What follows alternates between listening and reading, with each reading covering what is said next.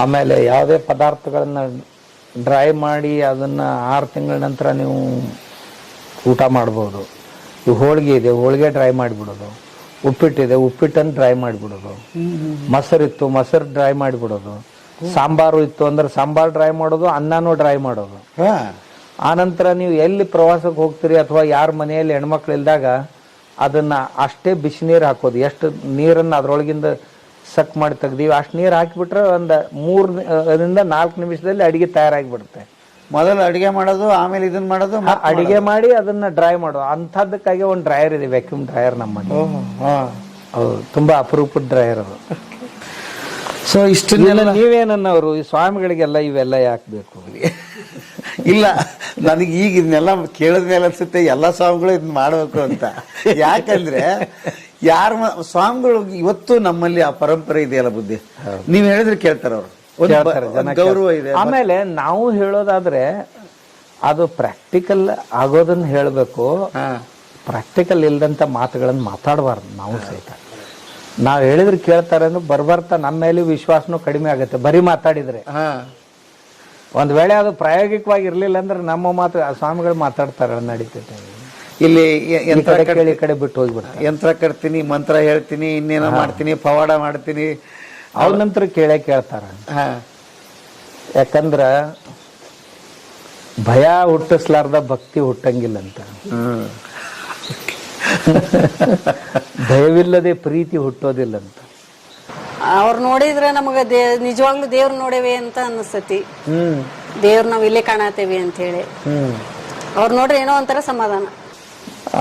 ನನಗೆ ಈ ಡಾಕ್ಟರೇಟ್ ಕೊಡಬೇಕು ಅಥವಾ ಪದ್ಮಶ್ರೀ ಪದ್ಮಭೂಷಣ ಕೊಡಬೇಕು ಅಂತ.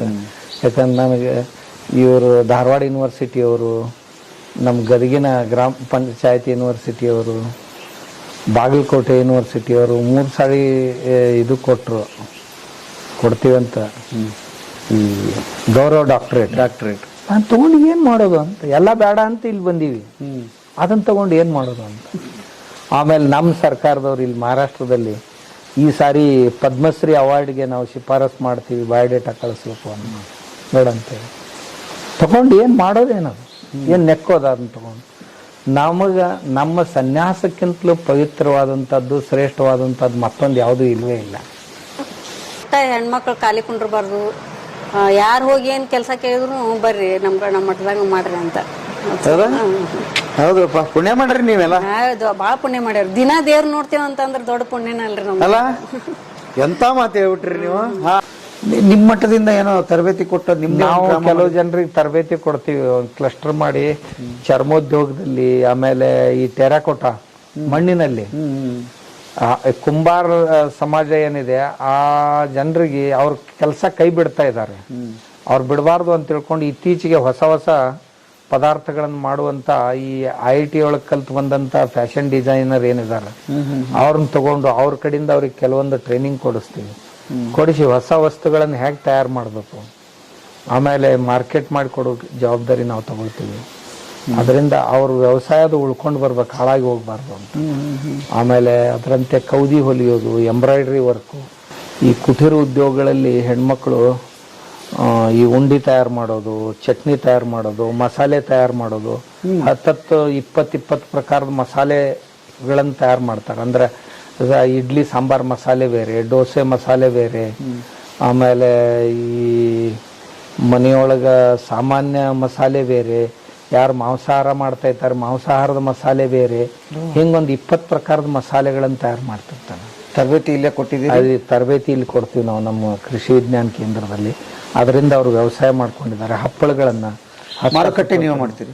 ಮಾರುಕಟ್ಟೆ ಈಗ ಅವರೇ ಮಾಡ್ಕೊಳ್ತಾ ಇದ್ದಾರೆ. ಮೊದಲು ನಾವು ಮಾಡಿಕೊಡ್ತಿದ್ದೀವಿ, ಈಗ ಅವರು ಸಾವಕಾಶವಾಗಿ ತಮ್ಮದೇ ಆದಂತ ಮಾರುಕಟ್ಟೆ ವ್ಯವಸ್ಥೆಯನ್ನು ಮಾಡ್ಕೊಳ್ತಾ ಇದ್ದಾರೆ.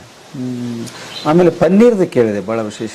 ನಾವು ಪನ್ನೀರು ಸೋಯಾದಿಂದ ಪನ್ನೀರ್ ತಯಾರು ಮಾಡ್ತೀವಿ ಇಲ್ಲಿ. ಆಮೇಲೆ ಅದರದ್ದು ಟ್ರೈನಿಂಗ್ ಕೊಟ್ಟು ಆ ಹೆಣ್ಮಕ್ಳು ಸಹಿತ ಈಗ ಸ್ವತಂತ್ರವಾಗಿ ಪನ್ನೀರ್ ಮಾರಾಟ ಮಾಡಿ ತಿಂಗಳ ಒಂದು 20,000 ರೂಪಾಯಿ 25,000 ರೂಪಾಯಿ ಗಳಿಸ್ತಾ ಇದ್ದಾರೆ ಈಗ ಅವರು. ಸಾಕಲ್ಲ, ಗ್ರಾಮೀಣ ಭಾಗದಲ್ಲಿ ಇಷ್ಟ ಆದ್ರೆ ನೋಡ್ಬೇಕು.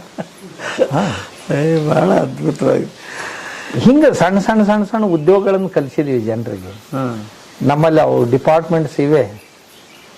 ನಮ್ಮ ಕೃಷಿ ವಿಜ್ಞಾನ ಕೇಂದ್ರದಲ್ಲಿ ಈ ಕುಟೀರೋದ್ಯೋಗದ ತರಬೇತಿಯನ್ನು ನೀಡುವಂತ ಒಂದು 10-20 ಮಷಿನರಿಗಳಿವೆ, ಸಣ್ಣ ಸಣ್ಣ. ಒಂದು ಸಣ್ಣ ಕೋಣೆ ಇದ್ರೆ ಸಾಕು, ಅದಕ್ಕಾಗಿ ಏನು ದೊಡ್ಡ ಬಿಸ್ನೆಸ್ ಸೆಂಟರ್ ಬೇಕಾಗಿಲ್ಲ. ಅದ್ರಲ್ಲಿ ಹೋಗಿ ಅವ್ರ ಮನೆಯಲ್ಲಿ ಇಲ್ಲಿ ಕಲ್ಕೊಂಡು ಹೋಗ್ತಾರೆ, ಮನೆಯಲ್ಲಿ ಹೋಗಿ ಮಾಡೋದು. ಊದ್ಬತ್ತಿ ಮಾಡೋರು ಊದ್ಬತ್ತಿ ಮಾಡೋದನ್ನ ಕಲಿಸ್ತೀವಿ. ಮನೆಯಲ್ಲೇ ಚುರುಮುರಿ ಮಾಡ್ತೀವಿ ಅಂದ್ರೆ ಅದ್ರ ಸಲುವಾಗಿ ನಮ್ಮಲ್ಲಿ ಟ್ರೈನಿಂಗ್ನಲ್ಲಿ ಮನೆಯಲ್ಲೇ ಅವಲಕ್ಕಿ ತಯಾರು ಮಾಡೋದು ಹೇಗೆ, ಸಣ್ಣ ಸಣ್ಣ ಮಷಿನರಿ ಇವೆ, ಅವುಗಳಿಂದ ಅವ್ರು ಕಲಿಬಹುದು. ಆಮೇಲೆ ಯಾವುದೇ ಪದಾರ್ಥಗಳನ್ನ ಡ್ರೈ ಮಾಡಿ ಅದನ್ನ 6 ತಿಂಗಳ ನಂತರ ನೀವು ಊಟ ಮಾಡ್ಬೋದು. ಈ ಹೋಳಿಗೆ ಇದೆ, ಹೋಳಿಗೆ ಡ್ರೈ ಮಾಡಿಬಿಡೋದು. ಉಪ್ಪಿಟ್ಟಿದೆ, ಉಪ್ಪಿಟ್ಟನ್ನು ಡ್ರೈ ಮಾಡಿಬಿಡೋದು. ಮೊಸರಿತ್ತು, ಮೊಸರು ಡ್ರೈ ಮಾಡಿಬಿಡೋದು. ಸಾಂಬಾರು ಇತ್ತು ಅಂದ್ರೆ ಸಾಂಬಾರು ಡ್ರೈ ಮಾಡೋದು, ಅನ್ನನೂ ಡ್ರೈ ಮಾಡೋದು. ಆನಂತರ ನೀವು ಎಲ್ಲಿ ಪ್ರವಾಸಕ್ಕೆ ಹೋಗ್ತೀರಿ ಅಥವಾ ಯಾರ ಮನೆಯಲ್ಲಿ ಹೆಣ್ಮಕ್ಳು ಇಲ್ದಾಗ ಅದನ್ನ ಅಷ್ಟೇ ಬಿಸಿನೀರು ಹಾಕೋದು. ಎಷ್ಟು ನೀರನ್ನು ಅದ್ರೊಳಗಿಂದ ಸಕ್ ಮಾಡಿ ತೆಗ್ದೀವಿ ಅಷ್ಟು ನೀರು ಹಾಕಿಬಿಟ್ರೆ ಒಂದು 3-4 ನಿಮಿಷದಲ್ಲಿ ಅಡಿಗೆ ತಯಾರಾಗಿಬಿಡುತ್ತೆ. ಮೊದಲು ಅಡಿಗೆ ಮಾಡೋದು, ಆಮೇಲೆ ಇದನ್ನ ಮಾಡೋದು, ಅಡಿಗೆ ಮಾಡಿ ಅದನ್ನ ಡ್ರೈ ಮಾಡೋದು. ಅಂಥದ್ದಕ್ಕಾಗಿ ಒಂದು ಡ್ರೈಯರ್ ಇದೆ, ವ್ಯಾಕ್ಯೂಮ್ ಡ್ರೈಯರ್ ನಮ್ಮಲ್ಲಿ. ಹೌದು, ತುಂಬಾ ಅಪರೂಪದ ಡ್ರೈಯರ್ ಅದು. ಅದನ್ನು ಕಲಿಸ್ತೀವಿ ನಮ್ಮ ಜನರಿಗೆ. ಆಮೇಲೆ ಹಣ್ಣುಗಳನ್ನ, ಬೇಕಾದ ಹಣ್ಣುಗಳನ್ನ ಕಟ್ಟಿಂಗ್ ಮಾಡಿ ನೀವು ಅದ್ರೊಳಗೆ ಡ್ರೈ ಮಾಡಿ ಇಟ್ಬಿಡ್ರಿ. ಈಗ ಮಾವಿನ ಹಣ್ಣು ಕಟ್ಟಿಂಗ್ ಮಾಡಿ ಡ್ರೈ ಮಾಡಿ ಇಟ್ಬಿಡೋದು. ಸೋಲಾರ್ ಅಲ್ಲ, ಇದು ಎಲೆಕ್ಟ್ರಿಕ್ನೇ ಇದೆ. ಆಮೇಲೆ ನಿಮ್ಗೆ ಯಾವಾಗ ತಿನ್ಬೇಕನ್ಸುತ್ತೆ ಅವತ್ತಿನ ದಿವಸ ಅದನ್ನ ಒಂದು 5 ನಿಮಿಷ ಅಥವಾ 3 ನಿಮಿಷ ನೀರಲ್ಲಿ ಹಾಕ್ಬಿಡೋದು. ನಿಮಗೆ ಆಸ್ ಇಟ್ ಈಸ್ ಮತ್ತೆ ಮಾವಿನ ಹಣ್ಣೆ ಅದು. ಯಾವ ಚಿಕ್ಕು ಹಣ್ಣು ಇರ್ಲಿ, ಯಾವುದೇ ಹಣ್ಣು ಇರ್ಲಿ, ಡ್ರೈ ಮಾಡಿ ಇಟ್ಬಿಡೋದು. ಆಮೇಲೆ ಅದು ಕೆಡೋದಿಲ್ಲ. ಆಮೇಲೆ ಮಾರಾಟನೇ ಮಾಡೋದಾಗಿತ್ತು ಅಂತಂದ್ರೆ ಯಾವುದೇ ಹಣ್ಣಿನಲ್ಲಿ ಆಗ್ಲಿ, ಅಥವಾ ಟೊಮೆಟೊ ಇದೆ, ಟೊಮೆಟೊ ಕಟಿಂಗ್ ಮಾಡಿ ಡ್ರೈ ಮಾಡಿದ್ರಿ ಅಂತಂದ್ರೆ ಅದರಲ್ಲಿ 70-80% ನೀರೇ ಇತ್ತು, ಮತ್ತೇನು ಇಲ್ಲ. ಆ ನೀರನ್ನು ಇಲ್ಲಿಂದ ಬೆಂಗಳೂರಿಗೆ ತಗೊಂಡು ಹೋಗೋದು, ಆ ನೀರು ಮಾರಾಟ ಮಾಡೋದು. ಅಲ್ಲಿ ಪುಕ್ಕಟೆ ಸಿಗುತ್ತೆ ಆ ನೀರು.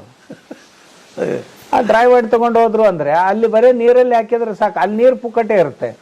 ಅಂದ್ರೆ 1 kg ಇಲ್ಲಿಂದ ಒಯ್ಯೋಕ್ ಖರ್ಚು ಬರುತ್ತಲ್ಲ, ಅದು ಕೇವಲ 50 ಇಲ್ಲ 20 ಗ್ರಾಮ್. ಅಲ್ಲ, ವ್ಯಾಲ್ಯೂ ಅಡಿಷನ್ ಮಾಡಿ ಇಲ್ಲ ಜಾಸ್ತಿ ಮಾಡ್ಬೇಕು ನೋಡ್ತಿದೀವಿ, ಅದು ಕಡಿಮೆ ಆಯ್ತು ಈಗ. ಅದಕ್ಕೆ ಹಣ ಸಿಗುತ್ತೆ, ಜಾಸ್ತಿ. ಯಾಕಂದ್ರೆ ಕೆಡೋದಿಲ್ವಲ್ಲ, ಕೆಡೋದಿಲ್ಲ. ಆಮೇಲೆ ಹೆಚ್ಚು ಜಾಗ ಹಿಡಿಯೋದಿಲ್ಲ, ಟ್ರಾನ್ಸ್ಪೋರ್ಟೇಶನ್ ಖರ್ಚು ಕಡಿಮೆ ಆಯ್ತು. ಆಮೇಲೆ ನೀರ್ ಹಾಕಿ ಈ ನೀರಿನಿಂದ ತುಂಬಿದಂತ ಟೊಮೆಟೊ ಅಡಿಗೆ ಮಾಡ್ಬೇಕಾಯ್ತು ಅಂದ್ರೆ ನೀರ್ ಸುಡೋದಕ್ಕೆ ಗ್ಯಾಸ್ ಕಾಪಟ್ಟೆ ಖರ್ಚು ಮಾಡ್ತೀವಿ.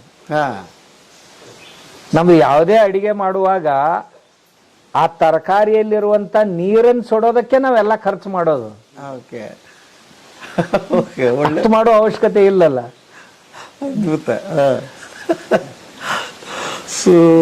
ಅದಕ್ಕೆ ಈ ಡ್ರೈಯರ್ ಟೆಕ್ನಾಲಜಿ ಈ ದೃಷ್ಟಿಯಿಂದ ಬಹಳ ಒಳ್ಳೆಯದು. ಅದರಲ್ಲೂ ಸಹಿತ ಈ IT BTಯಲ್ಲಿ ಕೆಲಸ ಮಾಡ್ತಾ ಇರುವಂತ ಯುವಕರು ಒಂದ್ಸಾರಿ ಮನೆಯಲ್ಲಿ ಆ ತಾಯಿ ಕೈಯಿಂದ ಅಥವಾ ಹೆಂಡತಿಯಿಂದ ಮಾಡಿಸ್ಕೊಂಡು ಹೋದ್ರು ಅಂದ್ರೆ 6 ತಿಂಗಳಗಟ್ಲೆ ಊಟ ಮಾಡ್ಬೋದು ಅವ್ರು. ತುಂಬಾ ದೊಡ್ಡ ಖರ್ಚು ಮಿಷಿನ್ಸ್ ಎಲ್ಲ ಏನಿಲ್ಲ, ಅದೊಂದು 2-2.5 ಲಕ್ಷದ್ದಿದೆ.